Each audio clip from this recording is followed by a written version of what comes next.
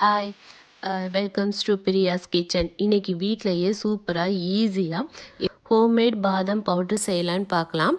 அதுக்கு தேவையான பொருள் வந்து 1 கப்பு வந்து நம்ம பாதாம் பருப்பு எடுத்து வச்சுருக்கோம். அதுக்கு 1/4 கப்பு வந்து முந்திரி பருப்பு, அதில் வந்து பிஸ்தா இருந்தால் சேர்த்துக்கோங்க, ரொம்ப நல்லாயிருக்கும்.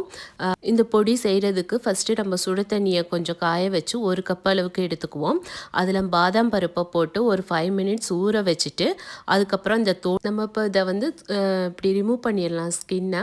இப்போ ஃபுல்லாக அந்த மாதிரி எடுத்து வச்சுட்டு ஒரு டிஷ்யூ பேப்பரில் இல்லை சாதாரண ஒரு துணியில் போட்டு ஒரு 5 மினிட்ஸ் வந்து அதை காய வச்சு எடுத்துக்கலாம்.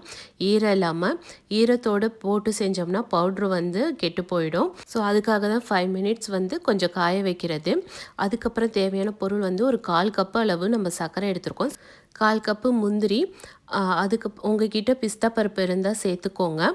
அதுக்கப்புறம் நான் வந்து 2 பேரிச்சம்பழத்தை வந்து சின்ன சின்னதாக கட் பண்ணி வச்சுருக்கேன். இது வந்து ஆப்ஷனல் தான், நீங்கள் தேவைப்பட்டால் சேர்த்துக்கோங்க, இல்லைன்னா விட்டுருங்க.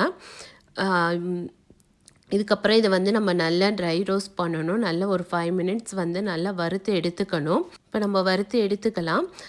இதில் வந்து நீங்கள் பருப்பு வந்து தீஞ்சிடக்கூடாது. தீஞ்சால் அந்த பவுட்ரோட ஸ்மெல் வந்து நல்லா இருக்காது. ஸோ நம்ம தீயாமல் லோ ஃப்ளேம்லேயே வச்சு வறுத்து எடுத்துக்கலாம். அடுத்தது முந்திரி பருப்பு, வால்நட் இருந்தால் கூட சேர்த்துக்கோங்க. நான் 2 வால்நட் தான் சேர்த்துருக்கேன். உங்களுக்கு பிடிச்சிருந்துச்சின்னா நீங்கள் இன்னும் 4 வால்நட் கூட சேர்த்துக்கலாம். இது கூடவே 2 ஏலக்காய் சேர்த்துக்கோங்க. வறுக்கும்போது 2 ஏலக்காய் சேர்த்துக்கோங்க. அந்த வாசம் வந்து ரொம்ப நல்லாயிருக்கும்.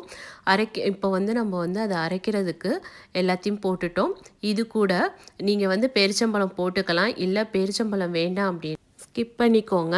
பேரிச்சம்பழம் போட்டால் நம்ம வந்து 1 மந்த் வரைக்கும் தான் நம்ம வந்து ஸ்டோர் பண்ணி வச்சுக்க முடியும். பேரிச்சம்பழம் போடலை அப்படின்னா நீங்கள் 2 மந்த்ஸ் வரைக்குமே ஸ்டோர் பண்ணி வச்சுக்கலாம்.